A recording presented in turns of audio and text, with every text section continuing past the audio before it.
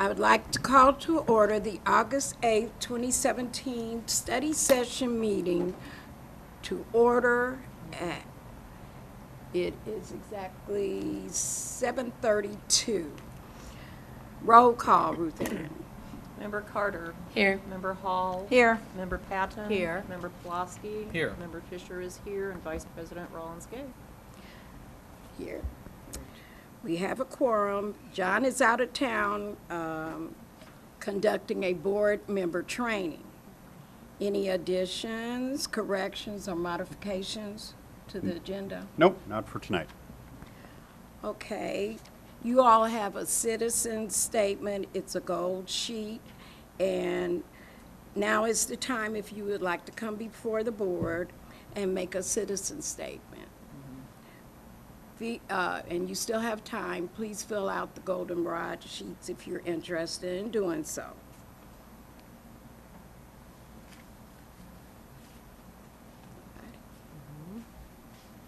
There's no. Nope. Okay.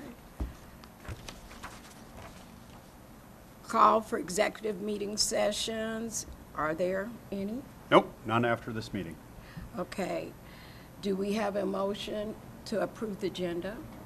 I move to approve the agenda as stated. We have a second? Okay, all in favor? Aye. Any opposed? Same sign. Okay. Administrative reports. Yes, tonight we have an administrative report about the financing options for our Yankee Ridge renovation. And we have Ann Noble and Tom, I'm blanking on your last name, I'm sorry. Tom Crabtree from Stiefel, who will be here to present some bond options for the board to consider. So I will turn it over to Ann. Thank you, Dr. Owen. He just answers to Tom all the time, so that works. Yeah. So, all right. I'm just going to skim over these first couple of slides for you all. This is not new information. So these first three slides are what we refer to as your debt map. This is just a summary of the district's different outstanding bonds that you have sold over the years for different purposes. This first bond listed at the left-hand side of page 2 is what you have left on the high school bond project. So you have one more levy left on those bonds. And then we move into the bonds that you sold in 2010 for a number of different purposes, many of which are supported by the sales tax. So these are really just provided for your background and for your information. If you have specific questions on any of the outstanding bonds, I'll be happy to answer them. But on page 5, we show you the district's outstanding or current borrowing capacity under a couple of the different tests under Illinois law. Illinois law is always extremely complicated, and this is no exception. So when it comes to borrowing, there are a number of different constraining factors that the district has to live under. One of them is your overall debt limit, which is simply measured at 13.8% of the district's EAV, or equalized assessed valuation. Based on that formula, you have a remaining borrowing capacity of almost $72 million under state statute. The right-hand side of the page shows you how much working cash borrowing capacity the district has that you can use for everything from operating purposes to all different types of capital projects. The district has been using working cash borrowing every 3 years that you've been using for a multitude of projects, including, I know, technology expenditures and other sort of ongoing improvements that you're not funding from the sales tax, essentially. The bonds that we're talking about tonight would be working cash bonds and would would fund the project at Yankee Ridge. So under this working cash formula, you have about $13.6 million of borrowing capacity for working cash. And that formula changes every time you make a bond payment, every time your EAV changes. All sorts of different factors will change that a couple of times a year. So. Slide 6 shows you your current bonds that are paid from the district's tax rate. So none of our discussion tonight will be about your bonds that are secured by the sales tax, because you don't levy property taxes for those bonds. And tonight we're just talking about property tax-backed bonds. So this table summarizes the 3 sets of bonds that you have outstanding that are paid from the district's property tax levy for what we call bond and interest, which is the principal and interest on those outstanding bonds. So first of all, you'll see we're assuming no projection or no future increases in your equalized assessed valuation on the left-hand side of the page, which we certainly hope is conservative, but we're just assuming that it's flatlined for purposes of this.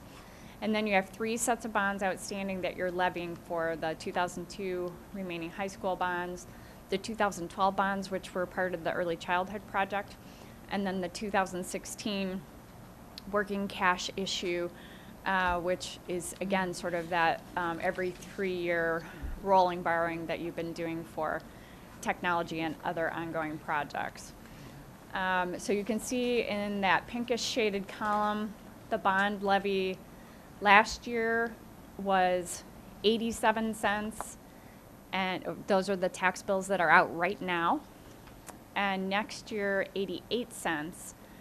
But then you have been using your sales tax money to abate or pay a portion of the 2002 bond payment, and that's reflected in the far right-hand column. So the actual tax rate that the district taxpayers are paying on your bonds has been right around that 71 cent, 72 cent number, okay?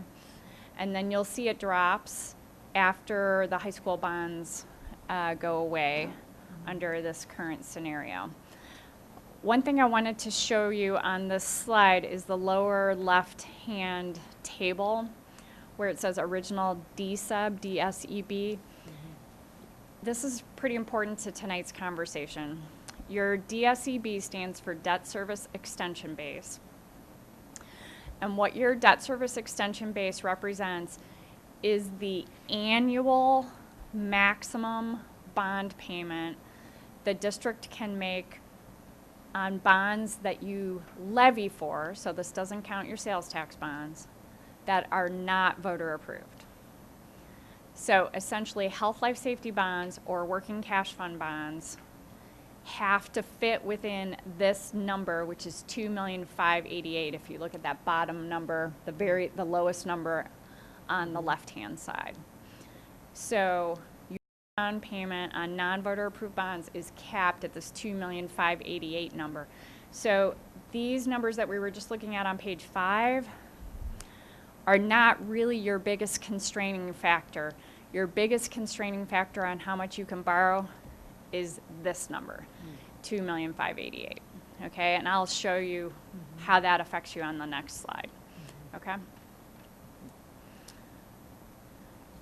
All right, so what you have before you on tonight's agenda is approval of a resolution that would fund approximately $10 million of project funds for Yankee Ridge.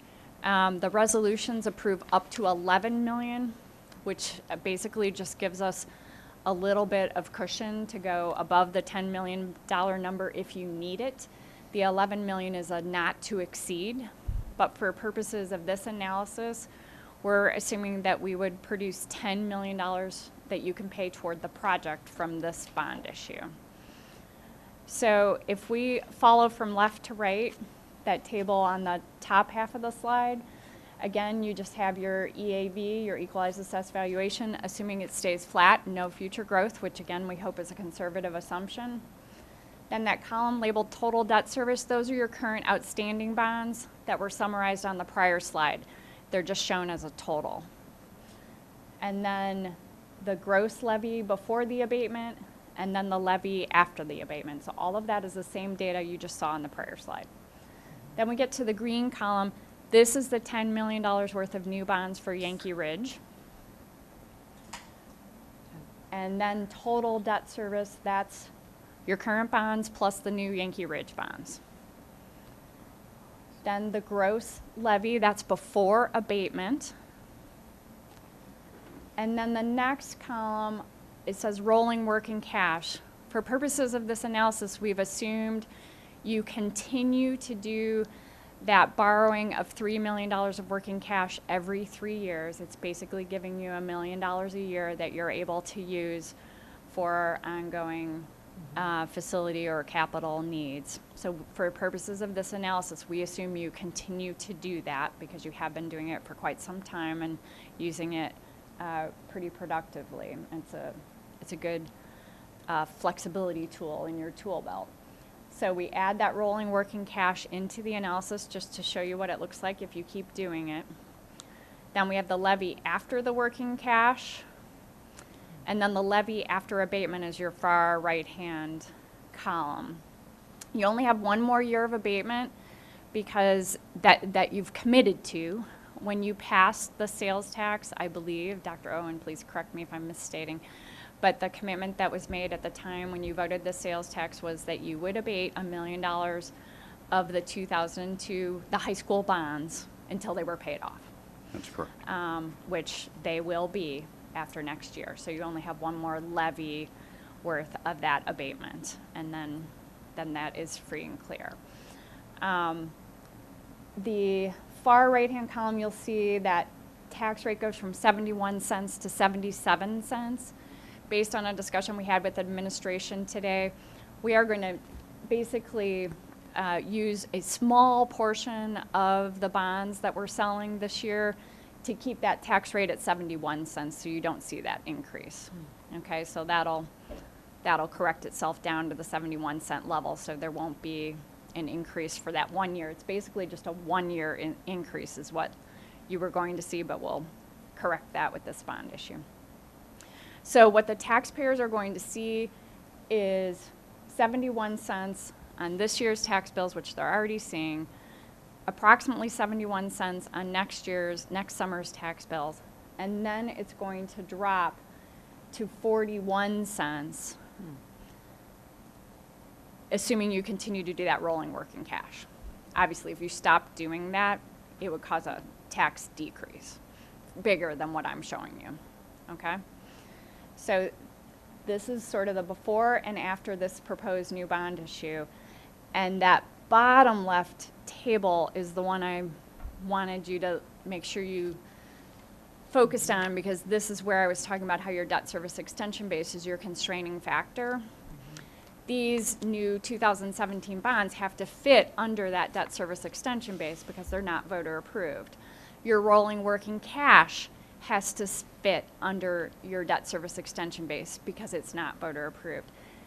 And so too do the 2012 early childhood bonds. Those also were not voter approved. So all three of those sets of bonds have to fit within that $2,588,000. And that's why if you look at that green column, the new 2017 working cash fund bond column, you'll see the bond payments on the front end are much lower than they are. We have 5 years at about $370,000, and then it jumps up to more like $1.2 million, $1.5 million. That's because we have to wait until the 2012 bonds are gone before the debt service extension base opens up, and then we can layer in the new bonds.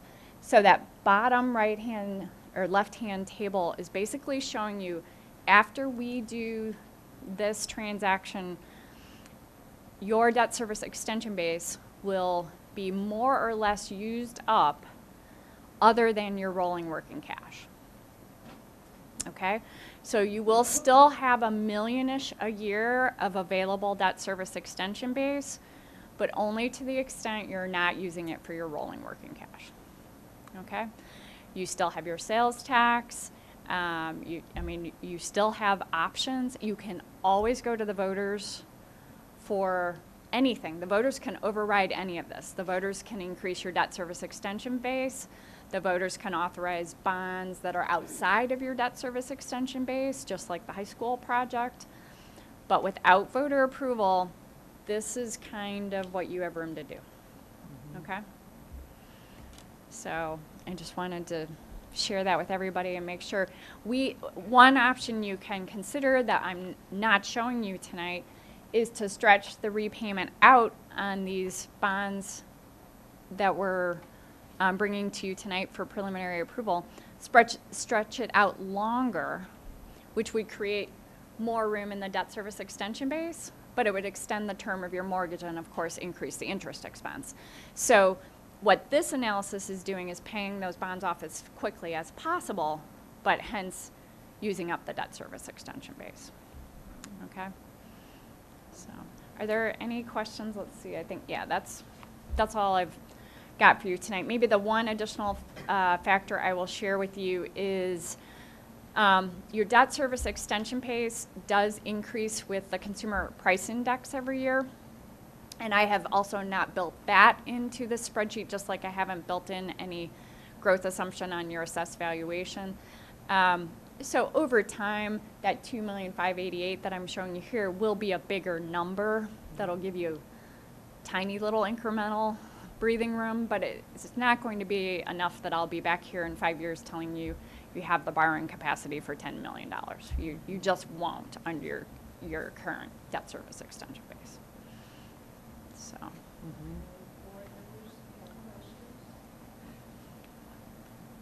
Well, I guess I'm just wanting to kind of make sure I'm understanding this right. So I hear your main message is that by moving ahead with the option to finance the Yankee Ridge renovation, we will be limiting future borrowing capacity.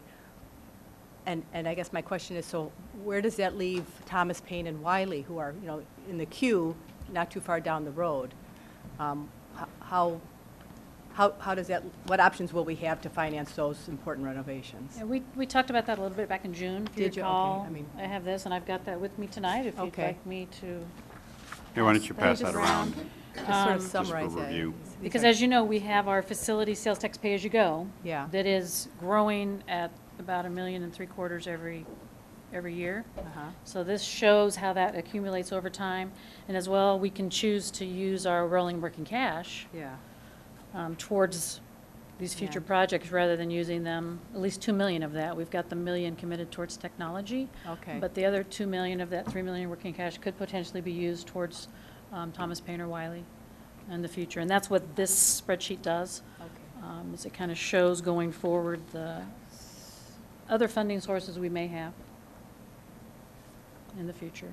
So, and Ann, I wanted to ask too, if the board would choose to stay with the current term, but then 5-6 years down the road decide, wow, we don't have enough money in our pay-as-you-go when we get ready to do these other projects, could we refinance the bonds at that time and stretch them out then to be able to provide capacity? Yes, you could, definitely. So, Okay. yeah, I don't know if you want to decide that yet, but it's something that's another option in the future that would maybe give us, if the Okay. pay-as-you-go doesn't end up panning out as we have planned. Uh-huh. Doesn't, yeah. I mean, hopefully, the jobs will come in under budget and not over budget, and we'll have some additional room there too. Okay. But this is kind of the analysis I gave you back in June, and it hasn't changed a lot, so. Okay. It's obviously really hard right now with the state and Sure. the uncertainty overall on your operating side to pin down how much flexibility you have in the overall budget. So I know that makes it very difficult to plan for things like this.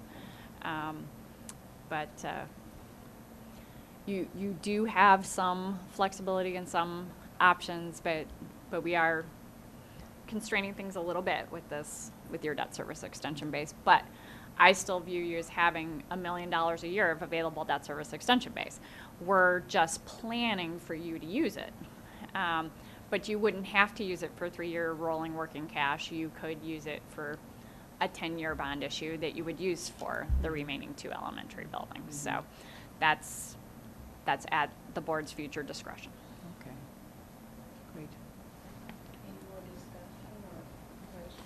And just to further answer Peggy's question, I think one of the things that we discussed at administrative team today and with Ann and Tom earlier was that we definitely want to have them back sooner than later to talk about those kinds of options in more detail.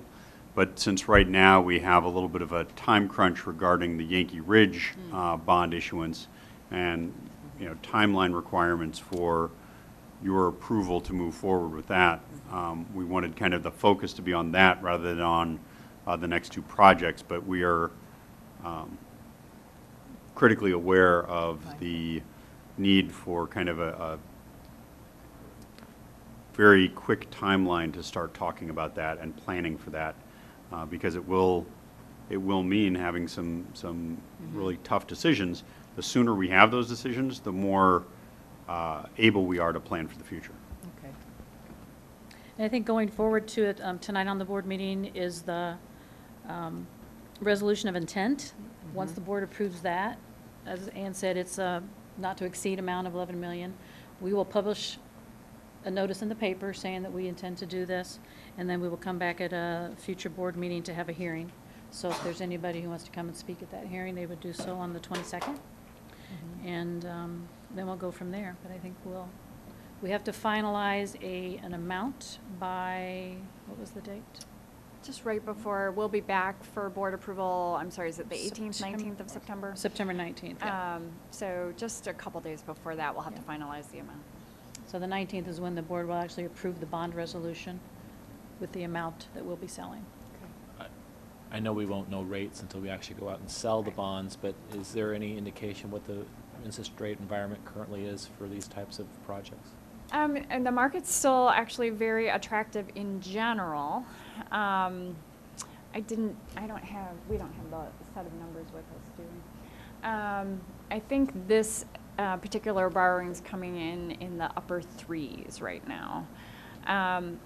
The big wild card, as you can imagine, is the state and your lack of funding budget, which makes it potentially difficult to sell your bonds depending on where we are on September 18th, because investors will very much ask the question, how are these guys going to operate and how long can they operate without state funding? So our very significant hope is that the state gets this settled before we are trying to set the interest rates on the bonds, because you will otherwise pay an interest rate penalty that I would prefer you avoid. So we are moving down the path of getting ready to sell, and then we will evaluate the market when we get closer to that time, because you guys do need your money because you've already been spending money on this project. So we're very cognizant of all of that, but we are also cognizant of investor worries and concerns. Some investors just won't buy Illinois school bonds at all at the moment, and other investors will buy it but at a premium.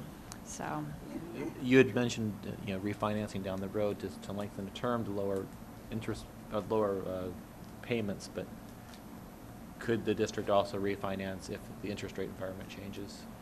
you can, but municipal bonds generally have what we call call protection, which means there are a certain number of years that the investors are guaranteed you won't change the interest rates on them. The standard amount of call protection is 10 years.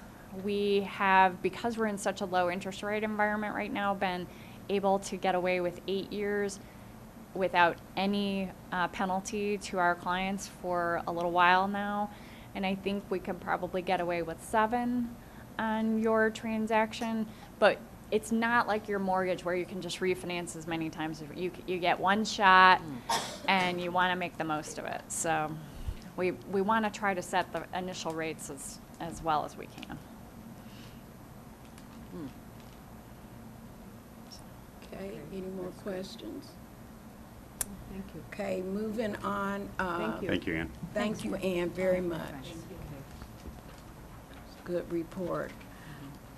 Before we go into our action items, I would just like to recognize Joy Wright And thank you for recording tonight. Yay, Joey. Thank you. So moving on to action items. We're going to do each one individually, starting with item 8.01, administrative personnel items, and I'm going to turn it over to Don. Yeah, thank you. And before I turn it over to Kathy, I'd like to introduce two people who the board has already approved, but who are new faces at our table here, and I'm thrilled to welcome them to my administrative team.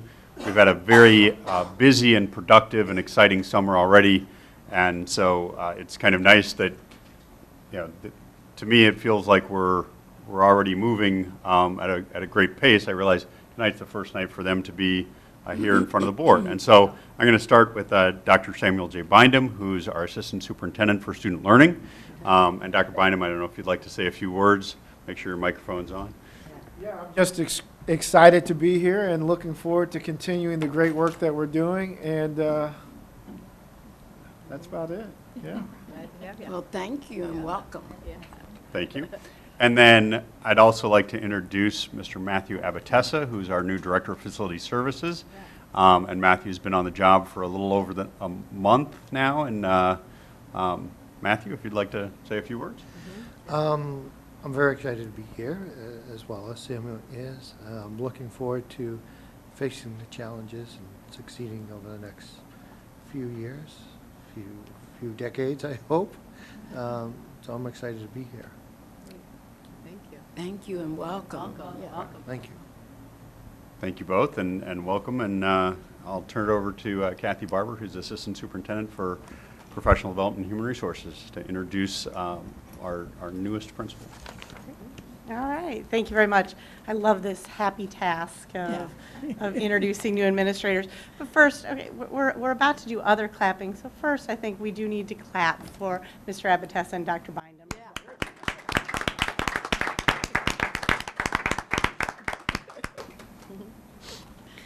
So, I have the honor of introducing one new principal this evening. I'm pleased to introduce Ms. Christina Ko Lewandowski as our new principal of Dr. Martin Luther King Jr. Elementary School. Ms. Lewandowski is taking over the helm from Deanne Webster, who's now the Director of Family Engagement and Student Supports for our district. We welcome Ms. Lewandowski from Wooddale School District, where she was principal from 2013 to 2016, after serving as principal for East Aurora School District from 2009 to 2013. She started her teaching career in Champaign as a 6th grade science teacher, starting in 1999. She also served as an 8th grade science teacher in Hazel Crest Schools and an assistant principal for Marquette School District in Glendale Heights. Her academic career includes a Certificate of Advanced Study and a master's degree from the University of Illinois and a Bachelor of Science from Illinois State University. Please help me welcome Ms. Christina Ko Lewandowski. Hello, everyone. Good evening. So, yes, it is wonderful to return to the great city of Urbana. I look forward in creating long-lasting relationships with students, parents, and staff. And I just look forward in being in this district, especially after the last few days. Very innovative, very out-of-the-box thinking, and I look forward in learning from my peers and the administrators above me. So thank you very much, and have a good evening. Thank you. Welcome. Thank you.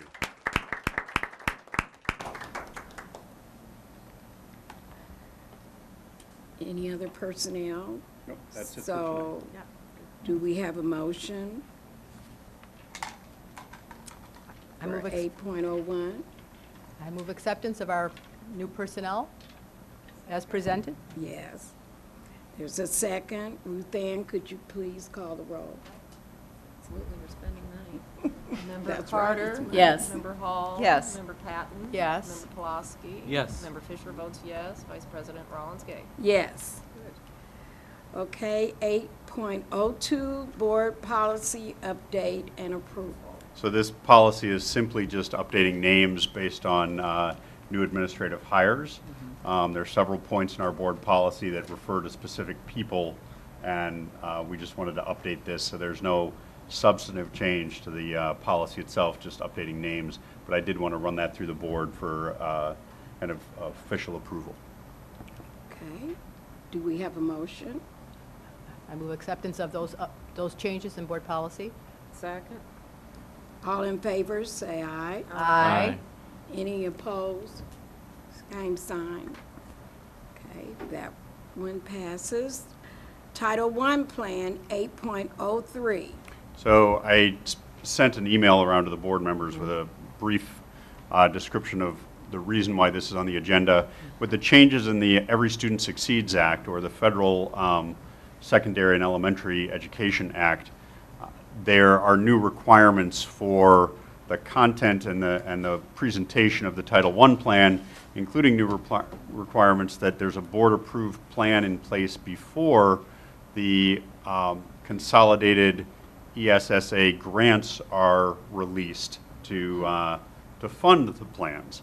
And while we made very minor changes to the plan, I did want to point out a few things. Ms. Webster, who is a substantial leader in terms of the administrative pieces of this plan, was not able to be here tonight, so I'll just throw out a few things, and any of the administrators around the table here can add to them. Basically what we did was we updated this plan to reflect our focus on racial equity and the professional development that we've been doing along those lines. We also updated this plan to reflect our desire in the future to include Urbana Middle School and Urbana High School as school-wide Title I buildings. That's something that you have to do in this initial plan before you start the process of adding them on. What that will do is that will allow even more flexibility with our Title I dollars moving forward. And so I'll stop there. Any other things that anybody wants to add? Okay. And then any questions? I just have a question. I know that there's been a lot of cuts and everything. Has any of the programs under Title I been hit with any funding shortages due to the predicament our state is in, or does that come out of a different? Title I and the things that are funded under ESSA are funded at the federal level. And Okay. while there has been discussion and budgetary proposals at the federal level regarding Title I and Title II and some of the other title funds, Title III and IDEA, there's been no actual cuts made to any of those funds. And so right now we're anticipating moving forward as planned from kind of the political tea leaves, for lack of better words jumping to my head at the moment, that are out there at the federal level. It's unlikely that there will be massive changes in the immediate future to those funds, but we are always watching and anticipating because there's quite a bit of political debate about what's happening at the Federal Department of Education, the U.S. Department of Education. Thank you. Yep, Thank good you. question.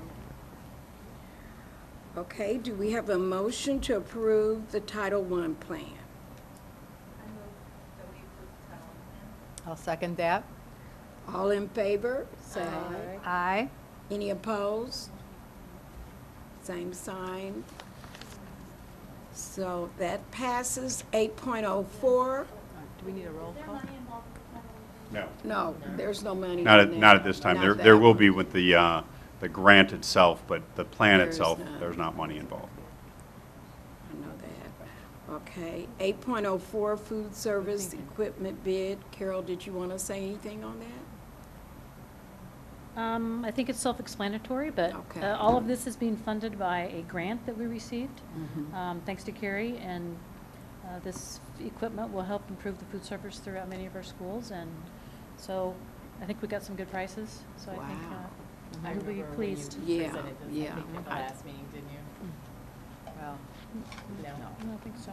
One of the meetings we I was gonna say, discussed we it. had discussed some of the. Carrie talked about all the grants Yeah, for breakfast in she the did. classroom. We also got a lot of grants for the breakfast in the classroom equipment that we needed to. I think that's great. Yeah, she's doing such a great job. Yeah. Do we have a motion?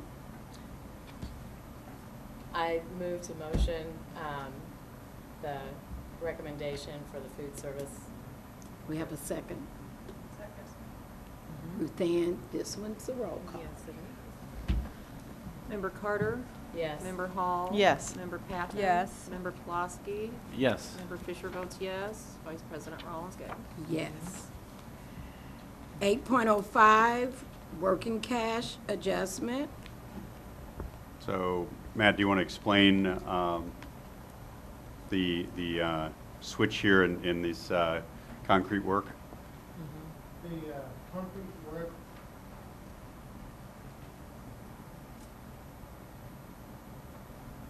There we go. Thank you. So the concrete work at Dr. Preston Lee Williams School initiated with just some spalling concrete, which means the surface of concrete is just breaking up. On getting the contractor on site and to prepare to do the work, we discovered several issues that we had to address. And that's the reason why we had to move more cash, because there was, much like an onion, there were layers of this project that we had to correct and rectify.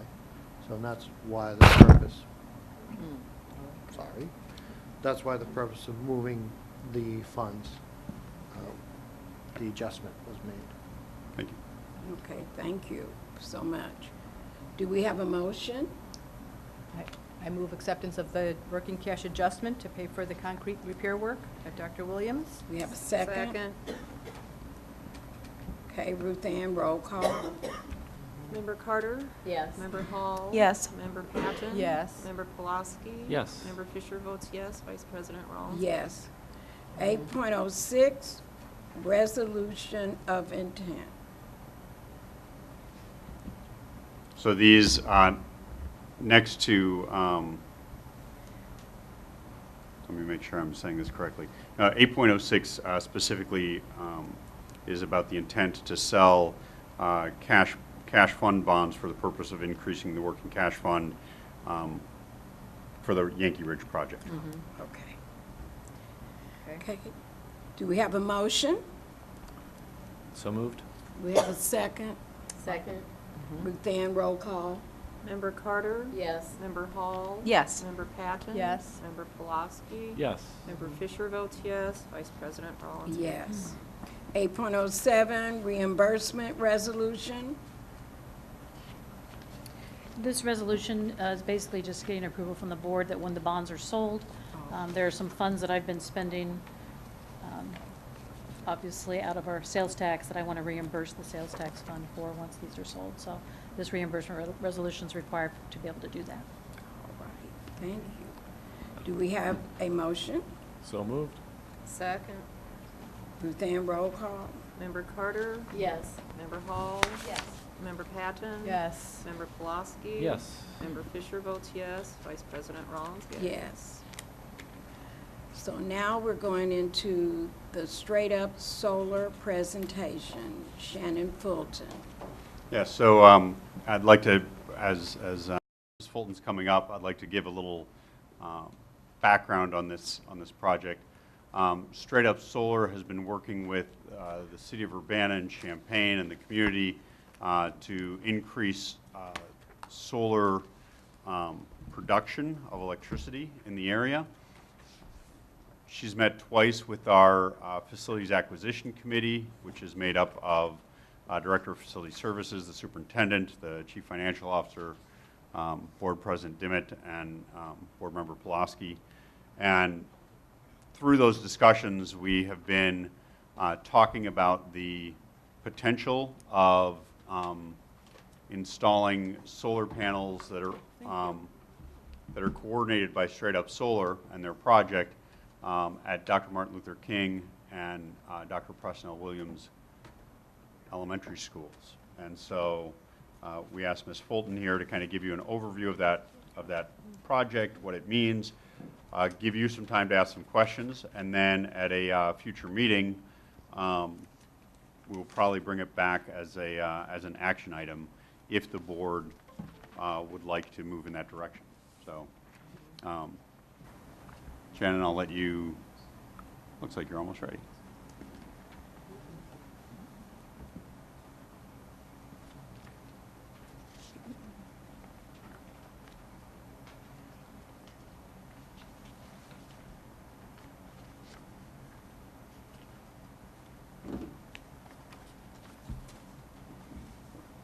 Okay. And Lori? Can you hear me? Okay? Okay, Yes. great. Thank you for the introduction. Good evening, everyone.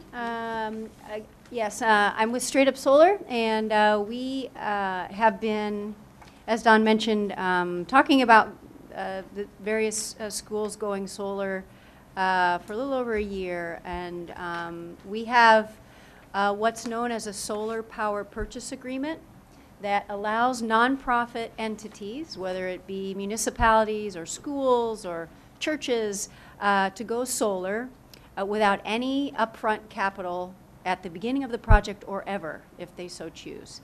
And I'm going to talk a little bit about what a solar power purchase agreement is.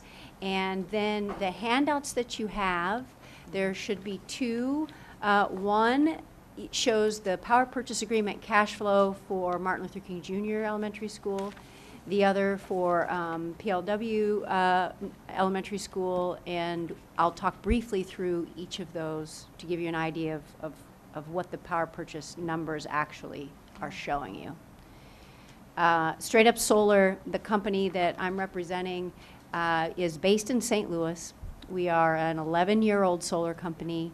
I opened an office for them 2 years ago in Bloomington Normal, which is where our team comes out of to do installations, you know, in the central part of the state. We have over 100 installations in Champaign County alone. And we led a group solar program last year from which the majority of those installations came. So those 100 installations came to Champaign County in a matter of the last year and a half. That speaks to the real demand that this community has for solar. And we're very much dedicated to educating the solar lesson. That's one of our clear values that we express in all of our work and teaching and support for good, solid solar policy. So a power purchase agreement, as I mentioned, is a way to put solar on a nonprofit, non-tax-paying body or entity that can then receive solar energy, solar electricity without having to pay for the system. It's our partner, Shine Energy Partners, is the third-party owner of such a system, for example. They're an investment group that we've worked with for the past 5 years in Missouri and Illinois that would own the system and pay us to install it, and the school would then receive all of the energy being produced by that system at a cost per kilowatt hour less than what you're currently paying Ameren or your supplier. And that process includes a very detailed look at your current bills over the last 12 months to determine what the actual a cost per kilowatt hour is currently being paid, so that we can coordinate a lower cost per kilowatt hour from the solar energy system. The investment group, Shine Energy, would own the system, pay for the insurance, any monitoring, any maintenance, and the contract for the energy being purchased would be through Shine Energy Partners, a direct contract. The school pays for only the solar energy generated by the system. So there's a little figure here that shows the solar panels. This is a house, obviously, but solar panels that produce DC energy goes through a series of inverters that convert from DC to AC, which would be used inside the school. And any energy from this system that is not used real time, it's constantly during the daytime producing energy. And if for some reason it was producing more energy than the school could consume, that energy goes out to the grid, and the school gets credit for that. There's a net metering process where the utility tracks through a bidirectional meter any energy that's being pushed out to the grid, and your billing would be credited accordingly, whether it was a large system or small system, that billing process is the same. So you can see there on the right-hand column, when you compare your current bill for one of the schools on your left with the right side scenario where the orange box is your savings because the cost per kilowatt hour is lower going solar, and your power purchase agreement bill, the cost for the solar, reduces your overall energy bill by that orange delta, benefited by the fact that your school has gone solar as well. You're using renewable energy rather than fossil fuel generated energy. So this is essentially how it works. You can see the orange line at a cost per kilowatt hour it just represents the typical increasing utility costs, okay, as though you did nothing, as though you didn't transfer from fossil fuels to solar. The green bar represents going solar and having that escalating cost locked in. Now, a power purchase agreement is not a single locked-in price on day one for 25 years. It's a locked-in price at I think these are, I don't remember what the sheet says, but I think it's at 1.5% per year during the first 4 years, and I believe it's 1% from years 4 through 25. So if we look historically at utility rates in Illinois, depending on where you are in the state, those rates have been rising at anywhere from 3.5% to 5%. Ameren alone received a 17% increase last year. So when you compare the escalating rate for this power purchase agreement to what the utility rates have historically done, it's a much slower escalation rate as well. So it starts lower and escalates at a smaller rate over time. So the contract term is up to 25 years. There are buyout options. If the school district decides to own these systems at any time, there are options to do so at a deeply discounted rate based on the fair market value. At 7, 10, 15, 20, or at the end at 25 years. If the district decides they don't want to own it, the investor group removes the system at the end. There is never any requirement for investment in this system. I mentioned the rate would be less than what you're paying now, and again, locked in, it says less than 3%, but in this case, it's between 1 and 1.5%. As I mentioned, the operation, monitoring, and maintenance is covered as long as the PPA, the power purchase agreement, is in place.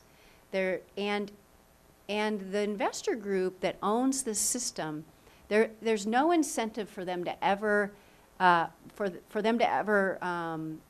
us to design a system that underproduces, right? When you think about it, this is an investment for them. They want to make a good return on their investment, so the system is intended to be tightly designed and well-performing and monitored constantly. So this is the type of dashboard that if a power purchase agreement is entered into, the school district would have access to. It shows your savings, the performance of the system that can be compared to proposed performance, and this is the same dashboard that the investor group watches to ensure that this investment is performing as expected. So this is the general process. A preliminary assessment has been done. If the school district decides to go forward, a letter of intent would be signed, and then more detailed, precise design of the systems would happen through on-site walkthrough and permitting, net metering agreements with Ameren, and then installation, interconnection, energization, and then O&M for as long as the system is under the power purchase agreement. To give you an idea of some of the other nonprofit entities that we have done these types of arrangements with, the YWCA of McLean County is currently under construction. We're about halfway finished with that project. The Center for Your Health in Champaign County is a for-profit entity that's doing a PPA. It's not under construction yet, but we have a letter of intent signed. 3 schools in Missouri, we've done similar arrangements with this same partner. And we have, obviously, these projects, these 2 300-kilowatt projects proposed, proposal with the Champaign-Urbana Public Health District, McLean County Unit District 5, East Peoria Elementary School District, and Roanoke Benson School District, and a number of other conversations ongoing. Now, the reason that these power purchase agreements are relatively new in Illinois, and they are relatively new in Illinois, this is an instrument that's used across the country in areas where solar is more of a mature technology. The reason that they're new in Illinois is because the financial case is only now becoming worthwhile to investor groups. That rate of return on their investment is creeping up into a range where it's acceptable. And it hasn't been acceptable until now because the cost of electricity has been so low in the Midwest. But with the incentives and the cost of electricity continuing to rise, these instruments are, they're valuable investments to individuals who aren't necessarily concerned about the environment, but see this as, an opportunity to help nonprofit entities go solar. And of course, there are definite environmental benefits brought forth by these investments, or these solar installations. So if you'll now look at each of the cash flow spreadsheets that you have in front of you. Let's look at Martin Luther King Jr. first. You'll see down in the lower left corner a preliminary layout of the roof. And just very preliminarily, I laid out the solar array. We can fit, at first glance, preliminary basis, about 300 kilowatts worth of solar there. And based on that amount of solar, you can see the cash flow. The cash flow. I'm going to pull this up on my computer too because I gave out all my copies. You can see the spreadsheet is quite involved, so I'm just going to pull this up real quickly. Oh, that's not mine. Sorry. I'll bring this back up in a second. Is there an extra? If you're using it, that's okay. I'll just pull it up here. I have it on my laptop, and it might not hurt to project it anyway.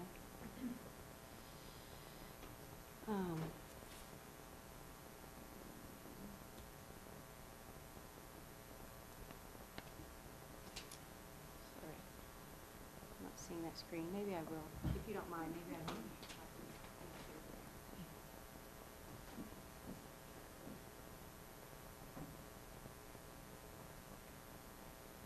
Okay, Martin Luther King.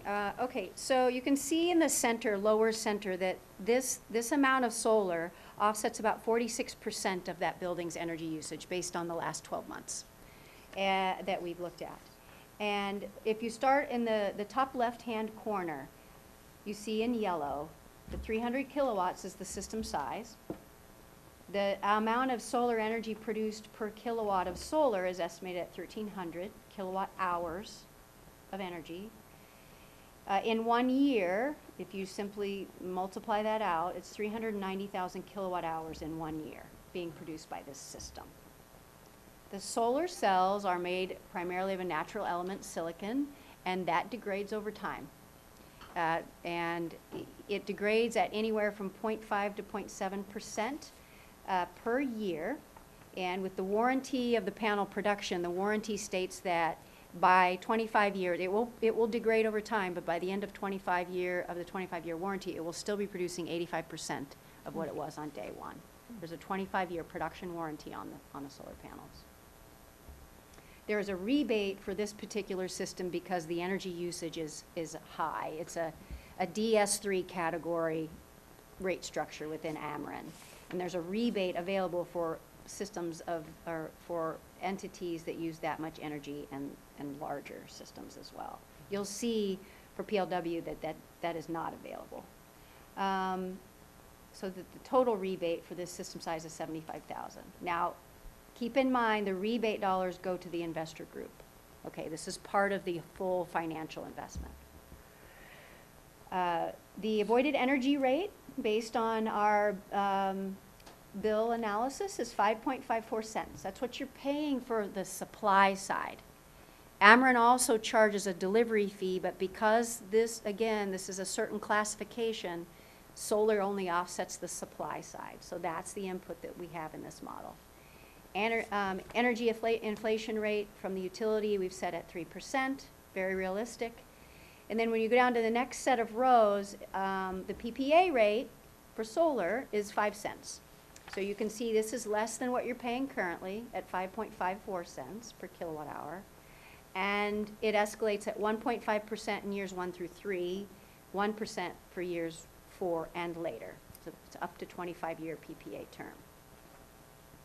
So if you go then to the right in the gray boxes, the shaded gray boxes, you can see the important pieces of this are annual savings. So look under early buyout right here in this part, and go down to total 5 years early buyout annual or no early buyout annual savings is 14,179. So what that means is if you don't buy out the system, well, you can't until year 7 anyway. Your savings in year 1 for this, or over 5 years for this school, is 14,179. And that's simply based on the school purchasing energy at a lower rate for that number of years. But if you go to year 25, or even, well, let's go to year 15, the savings is, it's 80,224 in that year alone. In that year, that's not the cumulative number. And then if you go to year 25, it's 211,853. But if you go to the next section where it says at the top, optional PPA buyout at year 7, let's say the school saves the savings, puts the savings aside and uses that plus other revenue to own the system at year 7, buying it out at approximately 131,000, that's based on fair market value. Then you go to the annual savings column, it's the second one from the right. And you can see that, okay, in year 5, it's still the same, 14,179, which makes sense because you don't own it yet.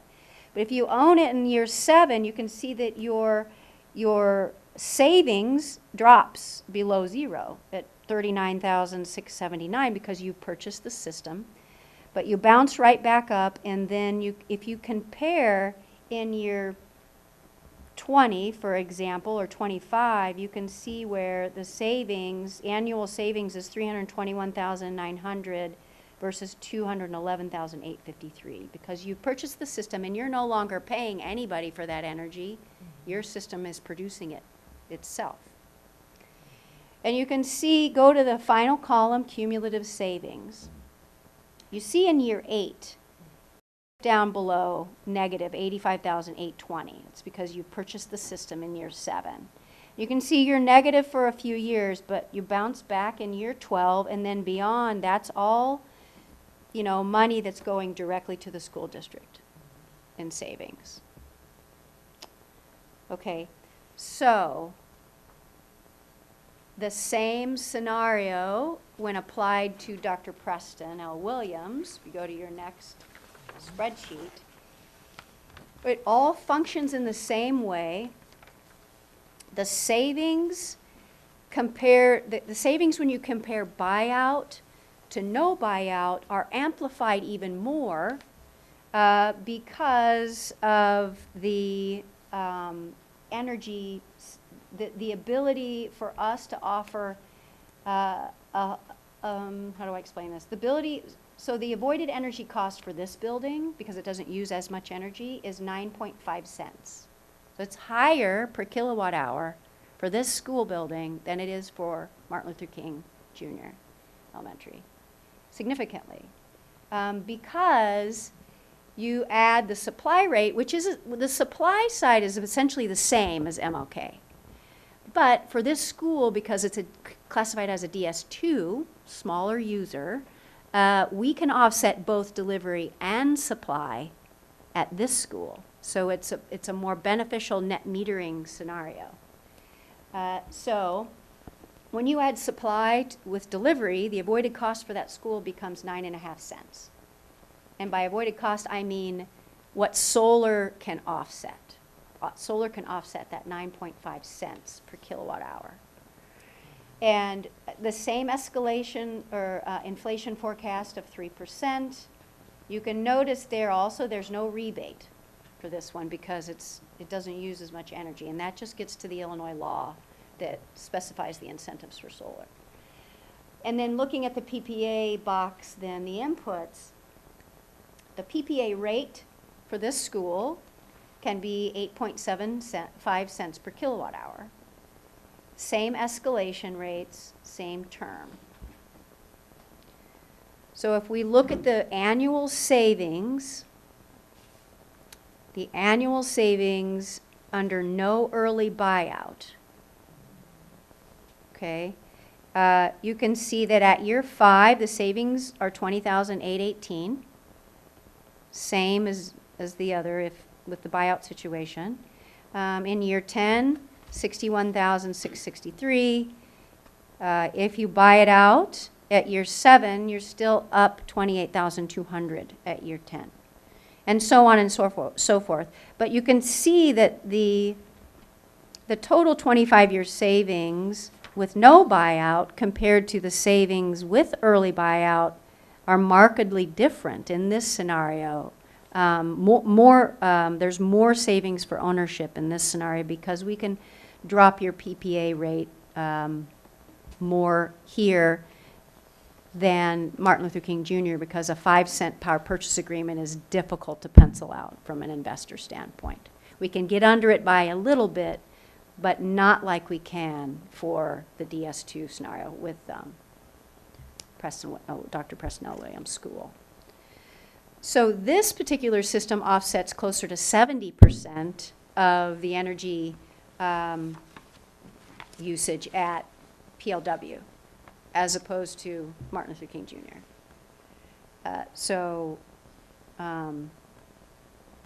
Right. So those are the numbers and the inputs that affect the numbers.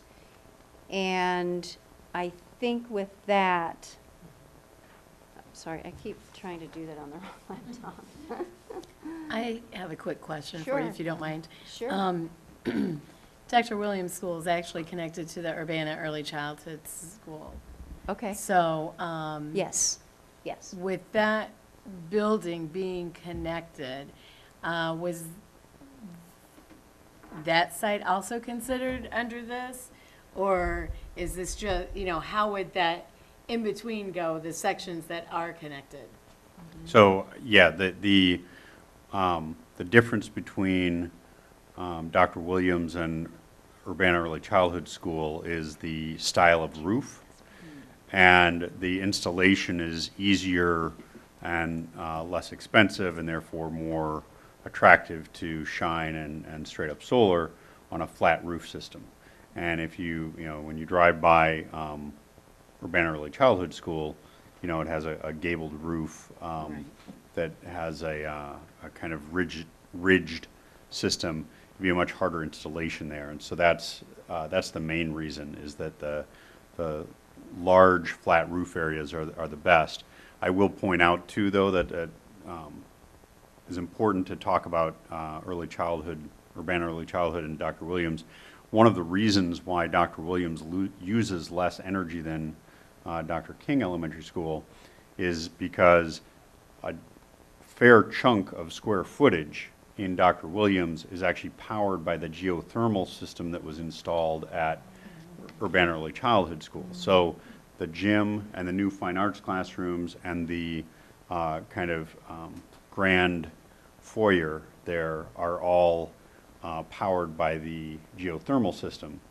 And so the square footage, when we looked at those two buildings, the square footage of what is quoted in the straight-up solar numbers here for Dr. Williams is actually smaller than the square footage for Dr. King Elementary School. And so that's, Thank you. I was yeah, that's wondering the about reason that. I why, was like, that's the reason why Dr. Williams uses less power than King. It's not that the, systems there are more efficient, it's that it's a smaller space. Thank you. So I'm happy to entertain other questions as needed. Do you ever offer discounts for multiple facilities? I mean, is it, you build it in one school and then get less off for another school? Sure. Every school, because the usage patterns and the usage patterns are different, slightly different. Each school would have to be evaluated independently, but absolutely, when you can portfolioize a whole district, certainly there are economies of scale and efficiencies built into that where there certainly can be a better PPA rate offered. I actually have a couple questions, so I hope you don't mind. Sure. Bear with me, and I hope that these aren't silly.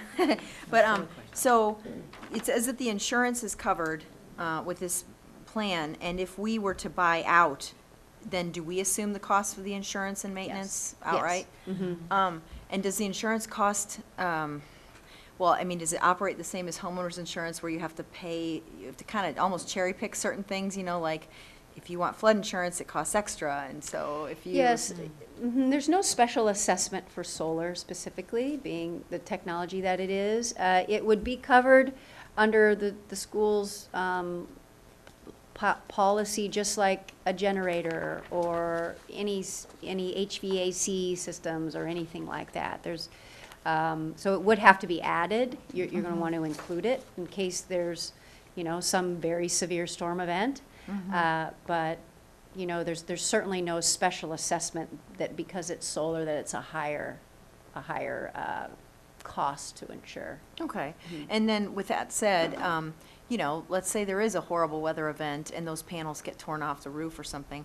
Does that affect the energy being put out for the rest of the schools? Is there backup or, No, it certainly, the system would be down in Okay. that case, and, we would just work to get it back in order. Like I mentioned earlier, there's really no incentive for the investor group to have that system down for any period of time, because that. Well, but living in the Midwest as we do, we're Sure. prone to extreme weather conditions, so. Sure. And since they are flattened out on a roof, you're more susceptible to tornado than you would to a standard HVAC or, to like a Well- horrible ice storm or something coming in. And, I'm just thinking of all the variables that would cause Sure. that to go down, and especially if it's during term time, if there's a horrible ice storm and something, and the heating's not working because the solar's been caked up with ice, is that going to affect the kids being in school? Oh, no.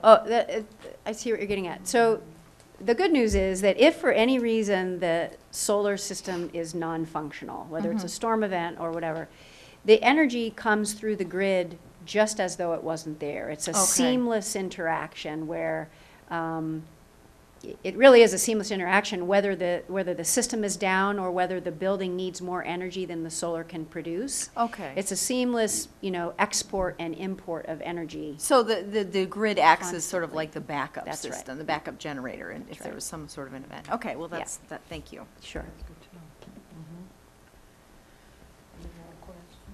Excuse me, I have some questions. I Sure. hope you don't mind. So you say the efficiency of the panels degrades over a period of time, in 25 years, that 85%. Do you know the percentage of efficiency at that PPA point of 7 years? So if you look at your spreadsheet and you'll see on the far left, in one of the far left columns, you'll see that the energy production per year is shown for the system, and you'll see how it reduces cell by cell over time. So that degradation factor is part of that model. Do you see that? So at 7 years, the energy production is, I'm not sure what, compared to year one, depending on which school you're looking at, but you can see that we've included that degradation per year in the model. Wanted to know if you had the number so I didn't have to do the math. Well, if you take That's all. 0.5 times 7, Okay. 3.5. Another question is the transformation of that energy into our system? Do we need anything special, or is it just gonna be fed into the grid and then it will go through the normal in-house transformation, because you have different needs, 480, 277, and so forth. So the power that comes in from our grid now has to be transformed for usable energy. Yes. How does this energy get to us as usable energy? Do we need anything special to transform that? No, depending on, we wouldn't have to add a transformer. If in the engineering design it was determined that the best for efficiency or cost design included a select type of inverters where we needed to transform it to get it into your system, we would choose that option. We do that often if that's the best price point and the best efficiency. However, if both of those schools are at 480, 277, 480 currently, that's optimal for solar. We can use fewer inverters and just do what we call a line side connection, where we interconnect the system between the meter and the electrical box. We don't have to backfeed into the box or anything. It's just, and we do this in Ameren territory a lot. It's a very common means of interconnecting larger systems. Okay. And there's no issue with integrating into your current electrical gear. Okay. You have options. Now, one of the slides has performance monitoring through a porthole. Okay, so there's software, there's service, there's got to be some type of Right, so this is. contract or an agreement there. So how do those work? Briefly. The Don't have to portal? go- Yeah, you don't have to go through that. This one here, Yes. so, Is that all Shines, or is that all Urbana school districts? Or is it a shared contract, or do we accept certain liability and you do as well? Like can we, at one end it's ours, and another end of it it's yours? during the term of the power purchase agreement, Shine operates and maintains the portal. The school will always have, as does every homeowner essentially, access to the real-time performance online. The inverters have that software capability, where at any time you can go in and see the production.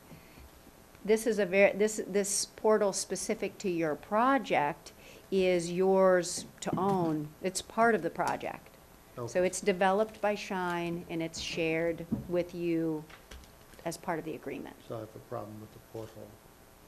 Shine will facilitate Yes. the maintenance on that. That's right. That's Okay. all part of the package. Great, Mhm.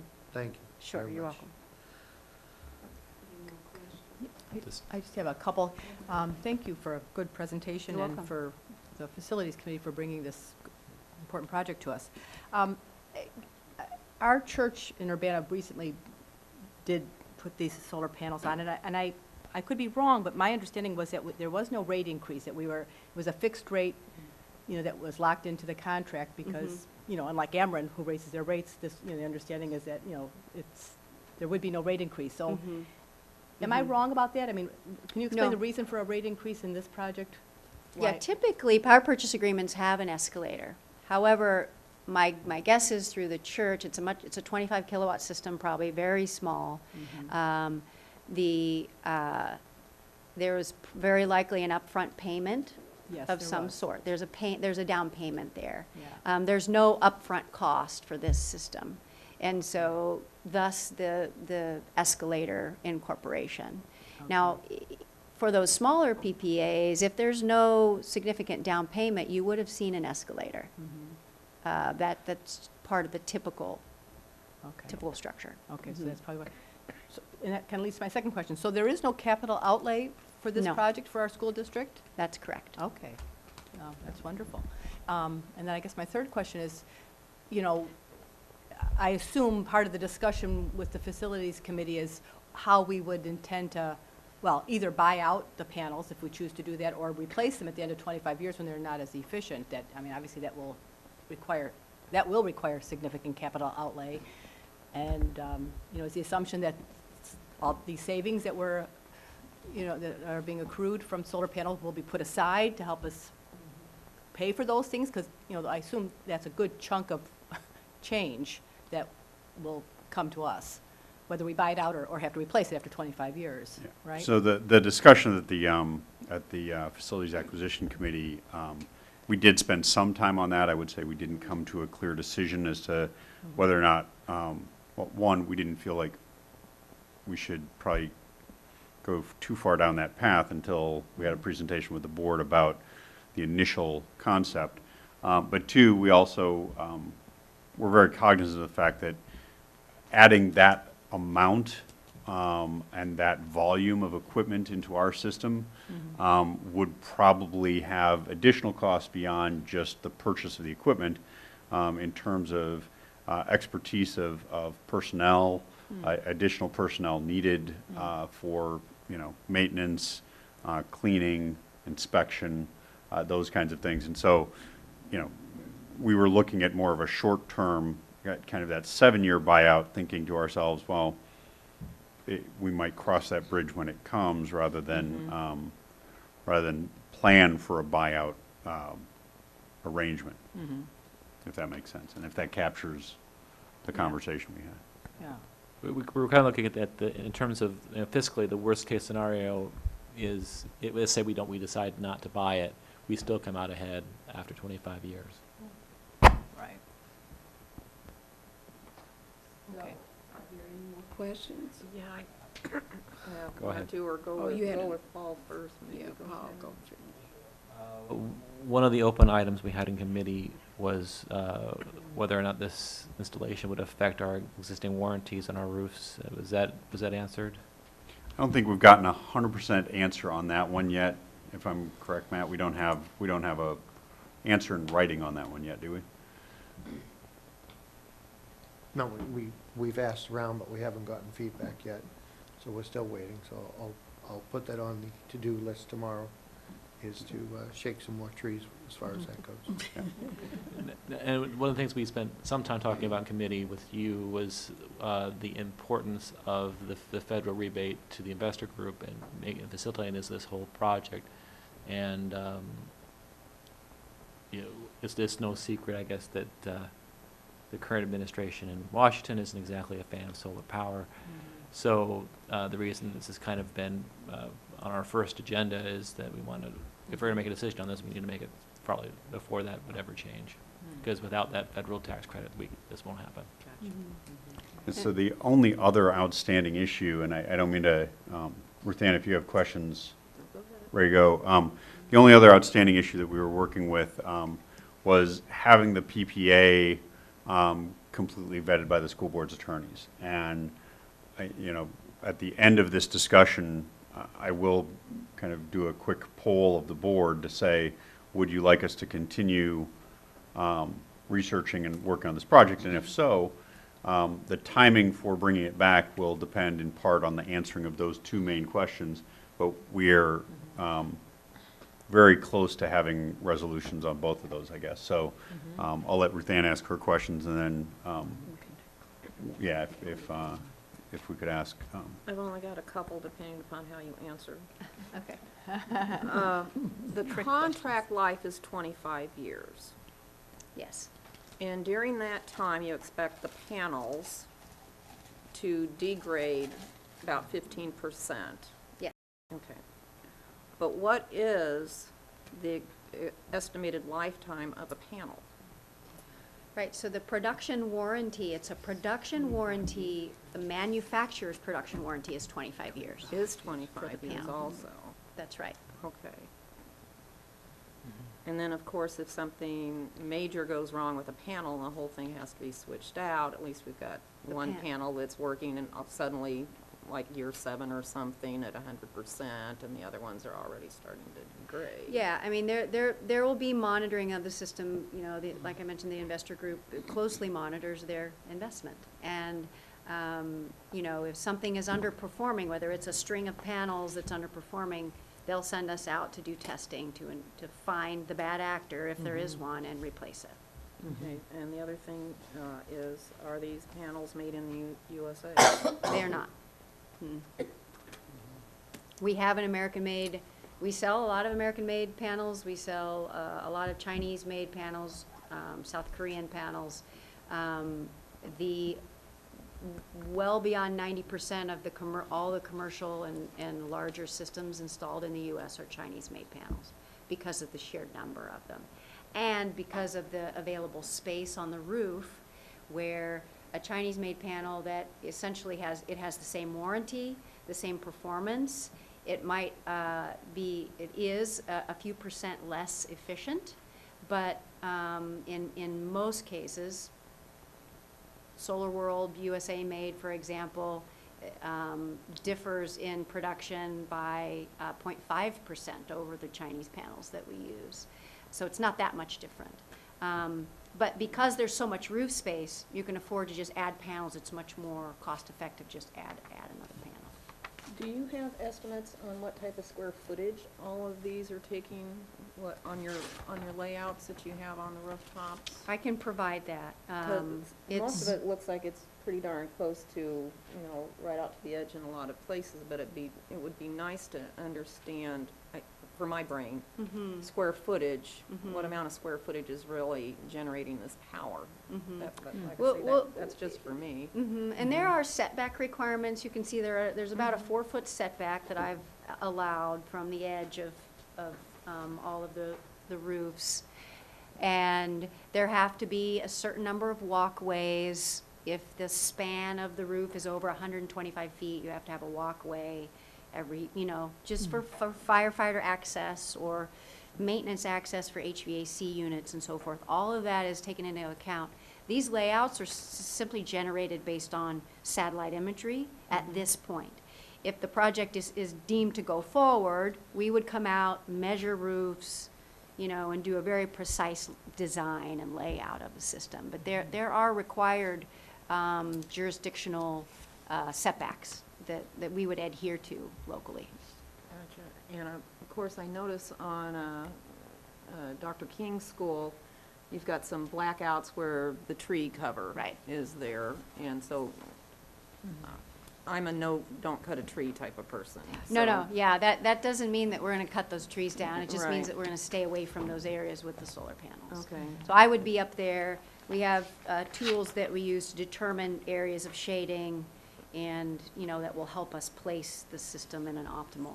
So even based on all these blackout areas, you've set this up so you've got enough panels on what you feel they should be generating for this size of building. Well, it's simply, I mean, we're taking to up do- every square foot that we can with panels, with the understood limitations. Knowing that, in neither case are we putting in more solar than the building can consume. There would be no incentive for the district to do that, because you're buying all of the energy produced by these systems. There's no incentive you don't have the roof space anyway, but if you did, there would be no incentive to build a system that's larger than what you could use, because you'll be buying energy that you don't necessarily need. Okay, thank you. Sure. I just have one more question that actually Paul made me think of. I mean, sorry, it was a reminder that, this incredible growth in solar panels has been largely or partially motivated by the federal tax credits. I Yes. realize that. And since we, as has been acknowledged, are in a different political environment, if those tax credits go away, will the interest by the investors also change? I mean. Yes, this product won't be available without the tax credit. As long as the At tax credits are available when the system goes live. Okay, when the then- system then- goes live. Then we're good for the 25 years. Okay. Correct. All right. Right. So even if they were to go away the year after it goes live, the investors are still interested in. They get their tax credit, right. And the tax credit and the depreciation, they're locked in based on the date of energization, when this Okay. system, yes, goes live. Gotcha. The state incentives that they're relying on, the rebate and there are solar renewable energy credits that they're also taking advantage of, those are state level. The state incentives, the state policy for solar is stronger than any state in the Midwest. It's really surprisingly excellent. Huh. So that's also another reason why this investor group wants to work in Illinois, is because of the solid state solar policy that we have now. Okay, that's good to know. Great, thank you. I have one more question. So this technology has been around for a little while. It's improved since its inception.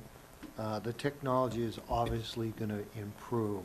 If we go with one of these programs through Shine, or PPA, or what have you, how much flexibility we have in us signing with Shine to capitalize on the verging technology that comes to play, say 5 years from now. We have this wonderful panel now that does everything, including your dishes. You know, how flexible will our position be to capitalize on that new technology?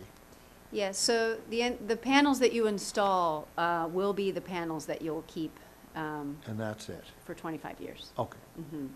To give a little bit of context there, the solar panel efficiencies that have, over the last decade, only improved by a couple of %.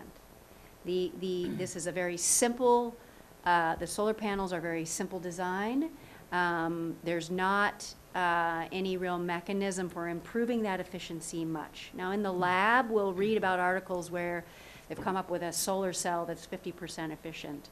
We can do a lot of things in the lab that don't make it really sometimes ever to production and into the real world. But these panels, like I mentioned, have, and I'm talking American-made, Chinese-made, made anywhere, have only improved in efficiency by a few % over the past decade. So though we hear about the Tesla solar roof and a lot of these innovations, which are fantastic, to implement something like that on a large-scale project is just, I mean, there's really no expectation in the industry that that is going to happen. That there's no, I mean, you're not saving money by not going solar today. And then secondly, the incentives available that make this type of a product possible aren't going to be around forever either. They're designed to jumpstart an industry. They're not designed to be here for a really long time. Right. So when you take all of that into account, yes, there might be some really cool innovation in 15 years. But when you look at how it pencils out and the financial benefits for the school, you know, that this really makes a strong case for not waiting. Right. And we still may be able to go to you in 15 years and say, you know, we want to swap out 50% of our panels for your new panel, and you'll present to us information on that new panel and that new system. It's possible, but Okay. I can't say that that's likely at this point. Okay. It's possible, who knows, right? Right. I mean, it might, if there is benefit to the investor group, if they still own it, for swapping out better panels, for their bottom line, they might do it. Okay, Yeah, great. that's what it And comes down to. I have one more question for you. I don't want to assume, but they have been around for a little while, panels, and at some point in time, someone has to have gotten rid of them and recycled them. So there are avenues for us to go to when that eventuality comes. There's the expectation that recycling facilities will be there. Okay. I don't know of any that currently exist today. And that was one question that we talked about in one of the previous meetings, and so I did speak with Shine Energy Partners about that, and they, as an investment concept, fully expect a secondary, what did he call it? A secondary market for used panels. Because when you think about it, at 25 years, they're still producing at 85% of day one. And it's like used cars, right, or used appliances. They really makes sense. expect a secondary market to Okay, exist. great, thank you. Sure. I had another question. If we did decide to go with this, how long would it take to get these installed? Our goal would be to get them installed by the end of the year. So we work year-round in winter months. If right now our horizon for beginning construction is mid-October. So if we're going to make hay and get these in before the end of the year so that it's in the current tax year, then we'd have to move relatively quickly. But I think that, you know, from signature to energization for both systems, we're probably looking at maybe 3 months total, from beginning to end. On the roof time for each system, probably looking at 6 weeks. We would work concurrently, though, if we needed to. Okay, thank Cool. you. Sure.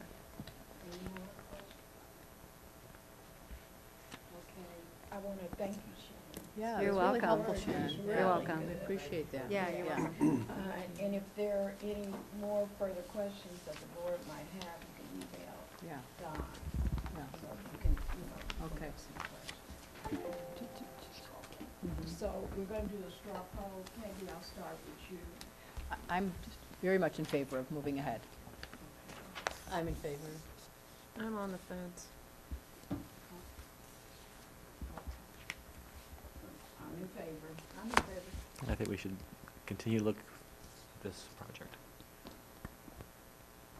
All right. We will administratively continue to gather the information that we need, and as soon as we have the questions answered that we need answered, we will bring it back to the board for further discussion on possible action. So we'll keep you all posted about that. Thank you. Thank you. Thank you. Thank you so much. There is no call for a future special or executive meeting. So Don, do we have a superintendent report or something? I do. Oh, gosh. My goodness. I was having a Senior moment. technical error there. I have a number of things to the superintendent's report. I will try to make them as quick as possible based on the time. I would like to start by talking a little bit about what's happening in Springfield and our lack of a school funding formula at this point. As of August 8th, 2017, the state of Illinois' public school budget is in limbo. There are 10 days until students arrive in schools in Urbana, and our district and our community is facing the reality that without a state budget for public schools, we might not be able to remain open for the entire school year unless the board takes some pretty significant measures to maintain funding. For the past decade, Illinois has ranked 50th out of 50 states when it comes to providing equitable and adequate funding for K-12 education, despite the fact that our state constitution mandates that we provide, that the state provide a free public education to all students in the state. For the past 2 years, Illinois has endured a budget impasse that has exacerbated the problem and caused many districts to spend down their reserves. According to estimates from the Illinois State Board of Education, Urbana School District 116 will be able to remain open through January of 2018. However, as I stated in several news outlets recently, that date could change based on a variety of factors. The state owes us over $3 million from last fiscal year. Much of that money has already been vouchered and could come in at any time, but we do not know when it could come in. Urbana School District will open for students next week, and we will remain open for as long as we can. The administration and the school board will use every allowable tool to remain open because that's what's in the best interest of our students, our families, and our entire community. The state budget that was passed through a legislative override earlier this summer requires the K-12 funding formula have an equitable and evidence-based model, which is a huge step in the right direction for moving Illinois forward. Last week, Governor Rounder issued an amendatory veto of Senate Bill 1. Senate Bill 1 is the best example that this state has seen that provides both equity and evidence in a school funding model. The governor's amendatory veto provides a solid evidence-based model as well that in some ways is very similar to Senate Bill 1. However, certain provisions of that amendatory veto actually may hurt many school districts, including Urbana. I will say this, this is my personal opinion, that the amendatory veto does more to promote the governor's political agenda than it does to promote an evidence-based model for funding reform. One of the things that, an example of the governor's amendatory veto that hurts Urbana is the fact that the governor created a property tax fees in his amendatory veto that mean districts like Urbana, which have endured 2 decades of property tax caps, or PTEL, would actually lose general state aid and would be required to hold a referendum in order to increase property taxes in order to avoid losing their general state aid funds. So a school district like Urbana and a community like Urbana, which has endured under property tax caps, would be forced to go out to its voters and ask for more money in order to maintain our general state aid funding formula, our general state aid money. Now, that to me is an exact contradiction to what my understanding of an equitable funding formula for the state of Illinois is. Every student in the state deserves an equitable and adequate public education, whether that student is in the Chicago public schools or whether that student is in Urbana schools. And Senate Bill 1 goes farther along those lines than any other piece of legislation I have seen. Unfortunately, the amendatory veto requires a 3/5 majority in the General Assembly to both approve or override the governor's actions. If the General Assembly cannot reach a 3/5 supermajority on either side of this issue, public schools will not have a budget for the 2017-2018 school year. To say that I'm disappointed in Springfield and the governor's actions is an understatement. I do want the people to know that I'm hosting, and the board to know, that I'm hosting a press conference about Senate Bill 1 and the current state of school funding on Thursday, August 10th at 1 p.m. at Urbana High School, 1002 South Race Street, Urbana, Illinois. I encourage members of the community to attend to learn more about the current school funding standoff and what our local representatives are doing to support public education. I'd like to take a moment to thank the Champaign County League of Women Voters as well as the State League of Women Voters who are putting on and sponsoring this, this press conference, as well as Advance Illinois, who have been passionate advocates for an equitable funding model for at least the last 3 years. That's number one. Number two, on a lighter note. Oh, I forgot, I have a prop. Oh, yeah. Uh-huh. I'm going to try to, oh, I can't. I can. Hey, look at this. We're on the countdown to the eclipse for 2017. There are 12 days away from the total solar eclipse. Yes, that is August 21st, 2017. Yes, that is the first Monday of school for students in Urbana, and the second day of school for most students in the entire district. Yeah, that's true. We are in school on the day of the eclipse. Urbana, Illinois falls within the 90 to 95% coverage area of the total eclipse. It will be an amazing student for people living in East Central Illinois, and every Urbana School District student and staff member will be provided with safety glasses for viewing the eclipse safely. Individual buildings are working on special schedules in order to afford students and teachers the experience of viewing the eclipse when it occurs. We would like to thank Dr. David Leakey of Parkland College Starkville Planetarium and Dr. Leslie Looney of the University of Illinois Department of Astronomy, who have been amazing partners in providing educational opportunities and professional development to our students and teachers over the past year. We really are ready for this. Just today, I received 5,000 of these beautiful glasses. Yeah. So they will be distributed on that Monday, and directions will be given to teachers and staff members as well as to students about the proper viewing of the eclipse. I would encourage people to visit the following websites: the William M. Starkville Planetarium website, the University of Illinois Department of Astronomy website that features the 2017 eclipse, and the NASA 2017 eclipse website for more information. I will be posting those in a variety of online media sources, and I can now see again. A few other quick items here. We will be issuing a press release not only to honor our new principal at Dr. Martin Luther King Elementary School. It's been sent out, is that right? Woohoo! But we are also going to be issuing a press release in the next few days in little kudos to Dr. Joseph Wiemelt, who's our secondary director of dual language and bilingual programs and director of equity for the district. Dr. Wiemelt has been chosen as an English language specialist by the U.S. Department of State and Georgetown University.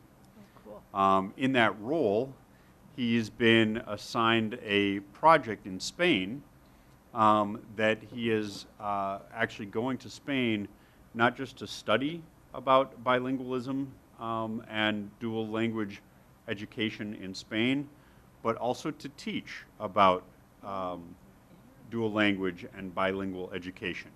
Is his family going? That is undecided at this time. It's a 3-week assignment, and he has asked for a short-term professional leave for that. And because he's basically going to be not just a dignitary for the U.S. Department of State, but also a dignitary for Urbana School District and the community of Urbana, we have granted him administrative professional leave to attend, and obviously he will bring back learning as well. And so we're looking forward to that. That takes place in November, so he has a little bit of time to get the school district and the dual language programs well underway before he takes off. But I can guarantee you that he will be coming back and sharing information about that when he arrives. So that's the most recent good news. We have all kinds of good news about things that are going on in the district. I don't even know where to begin, so I'm just going to run down a number of them very quickly. In addition to a variety of professional development that's been taking place all summer, we just finished new teacher orientation. It was very exciting. We had a very energized and I would say happy group of new teachers who were spent the last 4.5 days at Urbana Middle School and in their buildings working with their mentors, working with our professional development staff, working with our racial equity team to get really up to speed on what we are and who we are in Urbana. Very pleased about that.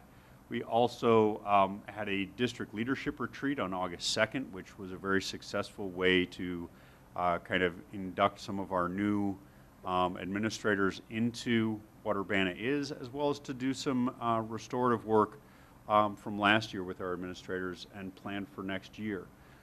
It was actually facilitated by the members of Conflict 180, who have been our restorative practice consultants, and I would say that I was very, very pleased with the results of that, and as well as very pleased with the feedback I've gotten since as we move forward.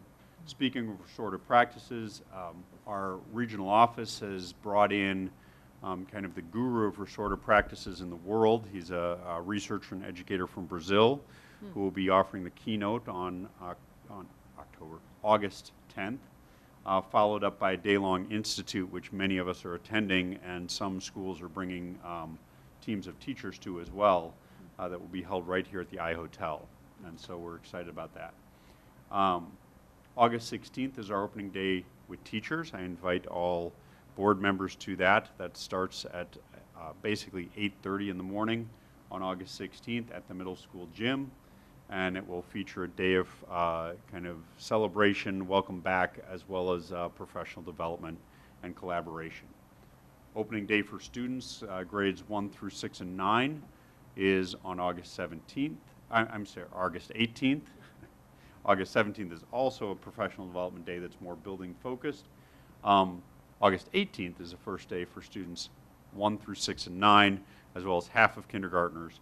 And then on Monday the 21st, the day of the eclipse, we will have almost everyone back in the district and underway. So that's that. I also want to invite all board members to CU Days in Douglas Park. Champaign Park District hosts CU Days. I don't remember which year this is, how many years it's been going on, but Urbana School District will have a table there that will be staffed by administrators and teachers all day. We'll be giving out kind of fun school supplies and answering questions and meeting people. So that is, I'm sorry, this Saturday, which is August 11th. 12th, maybe. 12th, thank you. But the event starts. Yes, I'm sorry, CU Day starts on the 11th in the evening, but our table will be out there on the 12th. We will be there from 11 to 3, and there's all kinds of fun events going on the entire weekend at CU Days. And then I believe I'm done unless any of my team have anything that I forgot. Good. Okay, I guess the last thing that I have to do is say that on August 12th, the other thing that I would want to invite people to or bring people's attention to is 2 people in this room will be going head-to-head with the mayor of Urbana and several other dignitaries in a kale eating contest at the Urbana Farmers Market in Lincoln Square parking lot. Oh, yeah. Mr. Joey Wright is representing UPTV. I'm representing Urbana School District, and he and I have already been having some friendly conversations on social media about eating kale, and I can say I've been practicing hard. Okay. So, all right, it's on. It's on, and I'm pretty sure that we will have no problem beating the mayor this year, although I heard that she came in second last year to a kale farmer nonetheless. So, we'll see. We're in for some stiff competition. So that's it. That's my superintendent's report. Thank you for bearing with me. And yes, those things will be posted online shortly. Board reports? I just want- You have one? I just wanted to piggyback on Don's remarks about the importance of overriding the governor's veto of Senate Bill 1,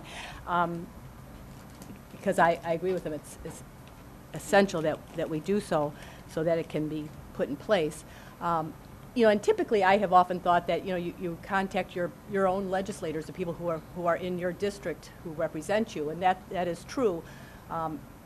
As you may know, or maybe don't know, but our own legislators, Carol Ammons and Senator Bennett, have been very vocal in their support of it. So one might think, well, heck, what can we do? Because our own legislators are already in support of it, and they will vote to override the veto. But I have learned that it's important to call area legislators who are nearby us, and I have talked to Senator Barrickman's office and Representative Chad Hayes and Senator Chapin Rose, who are all in our neighboring districts, and they are all Republican, to tell them why I think it's very important for them to override the governor's veto. And I've gotten some positive feedback. A couple of those have overridden, the governor's budget veto. So they're open to parting with their party lines when it makes sense. And when we're talking about school district funding, this vote will impact everybody in the state. This is not a district by district vote. So I guess I would encourage all of us and those in the listening public to make those calls, even though they are not our representatives, because they are open to hearing what's good, what legislation will benefit all of the school districts in Illinois. And they recognize that this is a historic opportunity to address some of the funding inequity that's been decades long in Illinois. So Senator Rose, Representative Hayes, and Senator Barrickman in particular, I would encourage people to call. It's easy to do. Pick up the phone. It's free. Staff are happy to listen to you for as long as you want to talk. If you call after hours, you leave a message.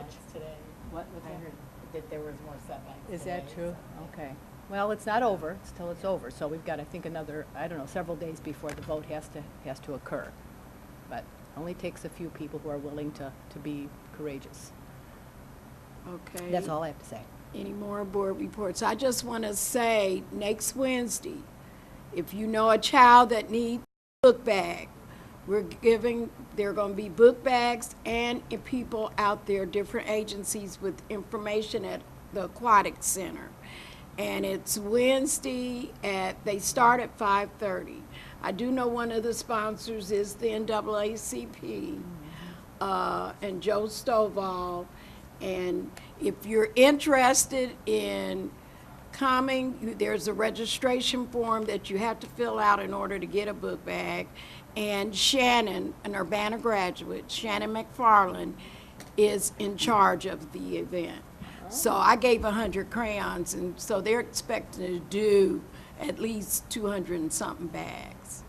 Wow, that's great. Is that at Urbana Indoor Aquatic Center, or is that at Crystal Lake Aquatic Center up at Crystal Lake, you know? I thought it was at this one, because the Park District is one of the sponsors. Yeah, I So think would you think it? Let me check, because I think Yeah. when I spoke to somebody from the NAACP, I thought they said Crystal Lake, but I'll clarify that, and I'll put Yeah. that out on social media today, too. Because I have to bring materials out Yep, there. I will let you, Yeah. and I will let you know. Yeah. I'll give you a call. Thank you. So anybody else that wants to come out there? You said call. Okay, any more board reports? Well, we have a motion. Do we have a motion for adjournment? So moved. Second. All in favor? Aye. Any opposed? Meeting adjourned.